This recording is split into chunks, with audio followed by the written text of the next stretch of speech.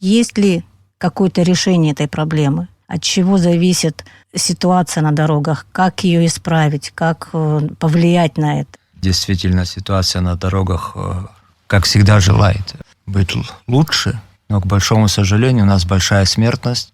Из года в год статистика практически не меняется.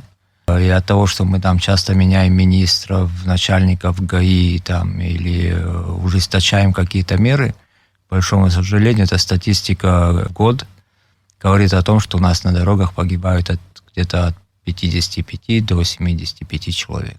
Ну вот винить в этом только ГАИ, наверное, сложно. Я думаю, что к этой проблеме нельзя именно так подходить, потому что прежде всего мы должны понимать, что сложно, наверное, каждому человеку представить ГАИ, на каждом перекрестке поставить сотрудников или там на каждом выезде из села. Это практически невозможная задача. Прекрасно также понимаем, что сегодня там автомобили вполне быстро разгоняются, и даже рейдовые мероприятия, которые проводятся, и проехав 400 метров от этих рейдовых мероприятий, можно развить любую скорость, поймать дерево там или еще что-то натворить. Прежде всего надо понимать, что эта проблема находится в головах у тех людей, которые сидят за рулем. Это основная вещь, и мы должны как-то эти вещи пропагандировать, показывать и объяснять и молодежи, и не только молодежи, у нас и старшее поколение любит ездить там в нетрезвом состоянии, быстро.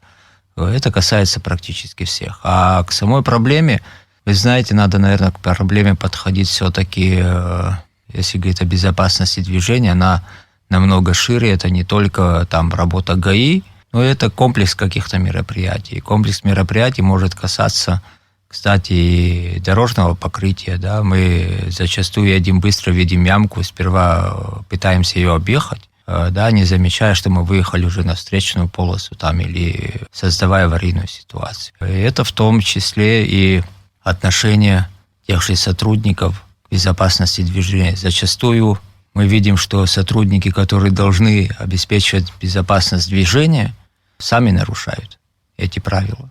Да? Вы имеете в виду сотрудников ГАИ? В том числе и сотрудники ГАИ. А то, что касается безопасности движения, это не только сотрудники ГАИ. Все должны подчиняться этим правилам. Я тоже водитель, я часто наблюдаю, как там даже милицейская машина или просто там за рулем сидит человек в форме, может проехать на красный сигнал светофора. Да, он при этом может не создавать какую-то опасность в том плане, что аварийной ситуации какой-то нету, но при этом не подчиняется каким-то правилам. Это видят те же люди. Часто мы видим сотрудников ГАИ пристегнутыми, которые ездят за рулем. Нет, конечно. Мы чаще это требуем от людей, от водителей, при этом не пытаемся сами себя так вести. Ну, вот столько жизней потеряно, да, столько оборвано. Да, пытаются в ведомстве, да, в МВД как бы отреагировать, да. Они сняли начальника ГАИ, вот совершенно неблагодарная, скажем так, должность, да. Еще ряд официальных лиц покинули свои посты.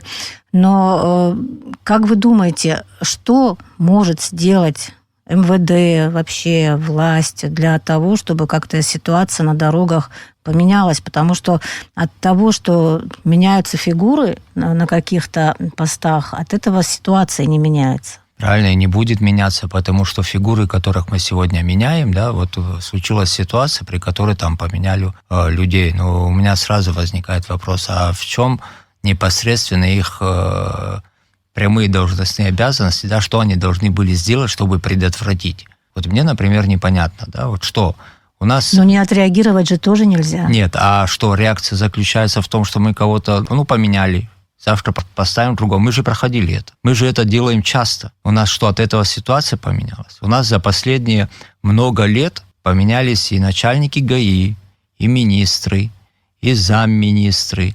Да, то есть эта ротация происходит постоянно, а ситуация же не меняется. Кстати, парламентарии, они же ужесточили наказание за нарушение правил дорожного движения. Не так много времени прошло, и я не могу сказать сейчас однозначно, не знаю, может быть, у вас есть свое мнение, как-то влияет это на то, как люди сейчас себя ведут за рулем?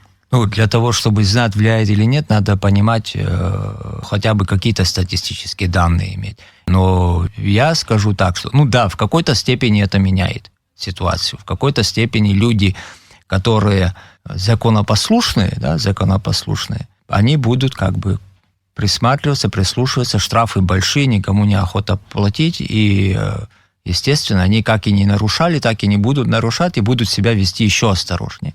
Для людей, которые нарушали, просто поднятие штрафов – это всего лишь коррупционная составляющая. Я всегда это говорю, потому что мне на месте легче решить там любую проблему, которая стоит сегодня 30 или 40 тысяч, я ее решаю за 5 тысяч, раньше я ее решал там за 2 тысячи. А что поменялось? Ничего, только сумма, которую там я могу дать и поехать дальше. Эта же проблема существует. Тут вопрос, мне кажется, намного шире. Во-первых, безопасность движения – это не то, чем мы занимаемся вообще на дорогах. Там и на дорогах мы часто видим, что останавливаем вообще. Вот посмотрите, там любой пост ГАИ. Мы просто беспричинно можем останавливать всех. Всех подряд, просто проверяем документы. А для чего мы это делаем? Может кто-нибудь мне объяснить? Для чего человек, который не нарушая правила, едет по дороге, для чего его надо останавливать? Может быть, кого-то проверяют, кого-то ищут. А проверяют что? Вот у нас по 20-30 машин. Мы часто по городу едем. Вот посмотрите, пожалуйста, промежуток, там Красный мост и там промежуток от Красного моста. Там все время заторы.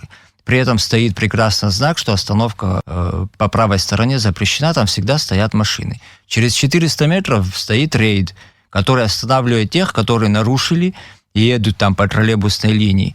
У меня вопрос. Послушайте, а как мы должны ехать?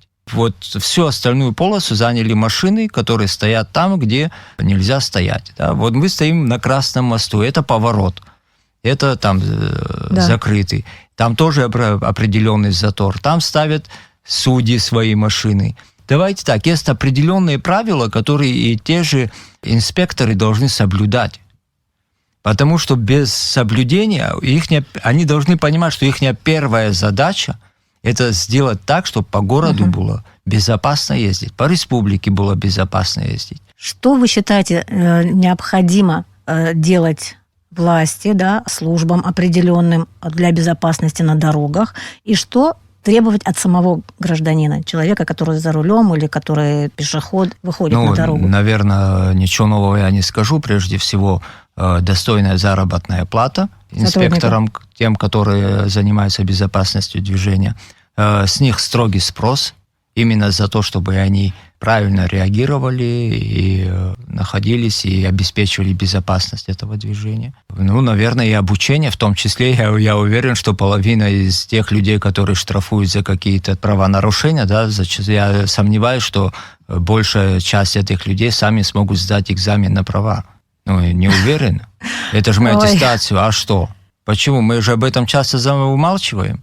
Зачастую приходится с инспектором спорить, который сам трактует правила совершенно по мне, неверно. Если меня спросить, мне кажется, что в чем вообще корень зла, это, во-первых, пьяные за рулем, и это превышение скорости. А это естественно. Даже если у тебя не будет превышения скорости, просто одного только вот этого пункта, то ты уже, наверное, 90% не станешь причиной какой-то аварии, проще всегда успеешь затормозить и прочее.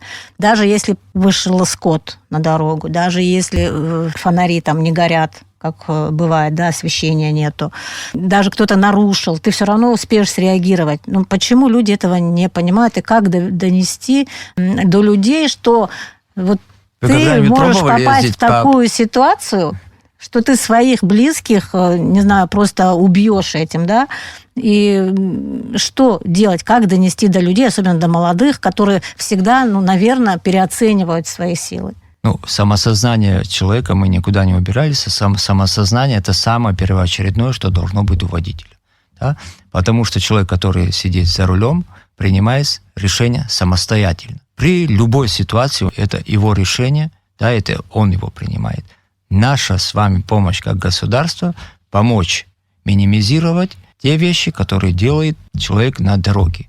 Если мы говорим о камерах, мы уже давно говорим, что город должен быть оснащен камерами. Вроде оснащен. Я не знаю, верно оснащен. Результат. Я говорю по результатам того, что мы имеем. Особо, не чувствуется. Город должен оснащен. Мы говорим об неотвратимости наказания. Да? Мы говорим тут не сумма штрафа, а неотвратимость наказания. Пусть это будет 500 рублей. Да? Если я в день 5 раз нарушил, и при этом мне придется заплатить за каждое нарушение 500 рублей, да, но через месяц мне это надоест, по крайней мере, да, или я, наверное, скорее всего, остановлюсь и скажу, все, надоело, никаких денег не хватит, потому что невозможно там за 500 рублей сидеть и качать. За 30 тысяч можно там ссориться на дороге, а вот за 500 рублей, наверное, ссориться никто не будет. Но это бьет по карману.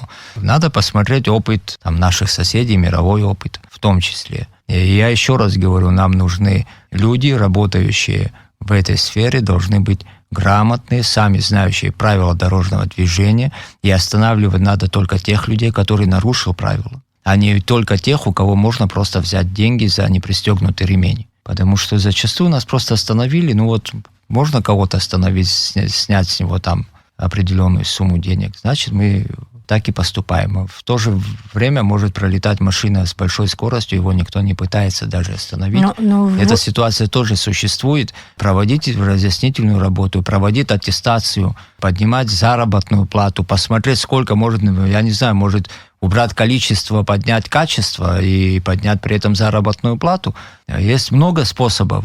Это должны решать специалисты, которые всю жизнь работают в этой сфере и должны заниматься именно этим. Я сейчас рассуждаю, честно говоря, как водитель, который каждый день сидит за рулем и ездит. Вы экс-депутат, вы были в комитете по безопасности, я думаю, что это тоже имеет какое-то отношение. Имеет какое-то видение. Отношение, конечно, но я еще раз говорю, я каждый день нахожусь за рулем, я сам люблю, признаюсь, я сам люблю ездить быстро, но даже та же быстрая езда есть неоправданная быстрая езда. Есть лихачество, между быстрой ездой и лихачеством две большие разницы. Потом давайте посмотрим, как мы оснащены вообще, как город оснащен дорожными знаками.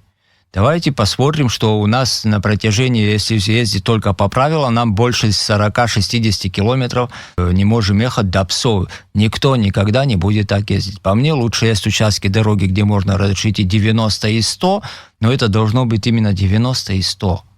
Да?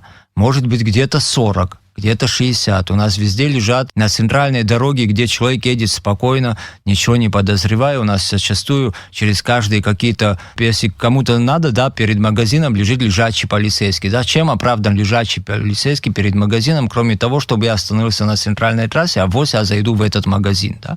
Это что же? Мы же должны понимать, что эти все вещи влияют на ситуацию на дороге. Потому что когда водители увидят, что сотрудники действительно и закон, и сотрудники милиции грамотные, относятся к людям как к людям, и относятся не как к кошельку, а как к людям, которых надо спасти их жизнь, надо обеспечить безопасность движения, тогда они и будут себя так вести. А когда мы понимаем, для чего там кто-то кого-то останавливает, тогда люди будут, те, кто боится, будет вести себя аккуратно. А те, кто не боится, они боятся, к большому сожалению, чаще всего в этих авариях гибнут абхазы. По статистике. Это тоже, наверное, о чем-то говорит. Да, конечно, говорит это о чем-то. Кстати, ситуация, никак не хочу оправдывать, но горячие парни, наверное, везде. Ситуация на Северном Кавказе приблизительно такая же, да.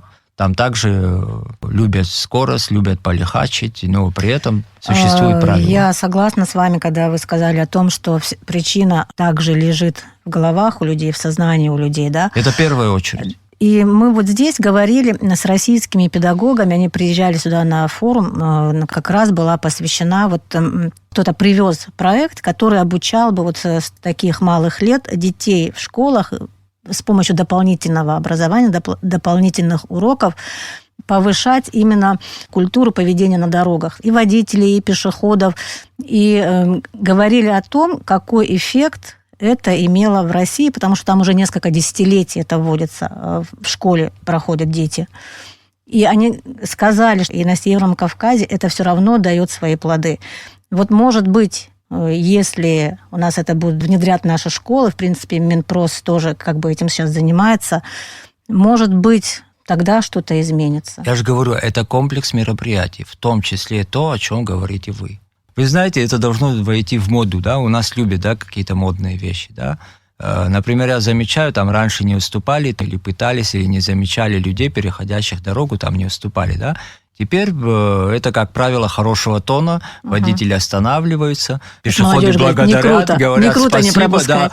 говорят спасибо, и этим тоже улыбаются. То есть приятно, когда ты делаешь как бы правильные вещи, добрые вещи. Да? То есть это входит уже в моду.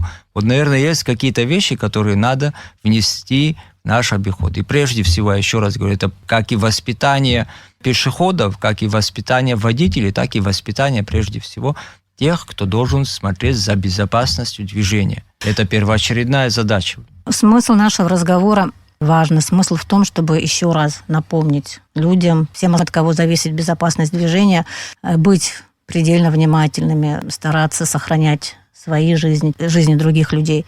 И только ради этого мы сейчас говорим, мы ничего нового, скажем так, наверное, не открыли. Понятно, Да, каждый должен делать свою работу, обеспечивать, не знаю, какую-то инфраструктуру на дорогах нормальную, те же парковочные места, тоже освещение, не допускать скот и прочее. Это усилия как бы разных служб. Но и в то же время, как я уже сказала, все-таки львиная часть, мне кажется, лежит на людях, которые непосредственно на дорогах находятся. Ну, я хочу, чтобы все водители утром, выезжая из дому, понимали, что от его поведения зависит чья-то жизнь, в том числе и его собственная жизнь.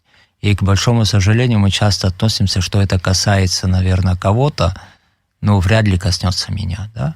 Вот что мы к этому так не относились.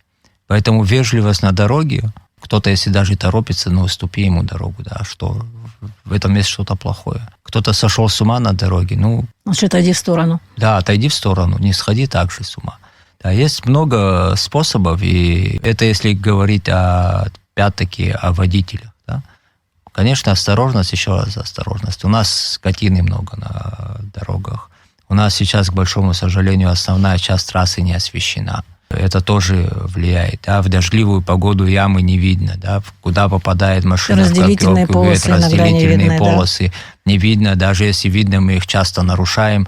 Это тоже присутствует. Поэтому еще раз говорю, что правда надо начинать, конечно, с людей, сидящих за рулем, но им надо это все объяснять. Детей надо обучать, детям надо показывать, что такое хорошо, а что такое плохо, да, на дороге. Ну, это вечная ситуация, я не знаю, мы сможем решить эту проблему таким образом, но мы должны минимизировать, по крайней мере, те потери, те смерти, которые у нас происходят на дорогах.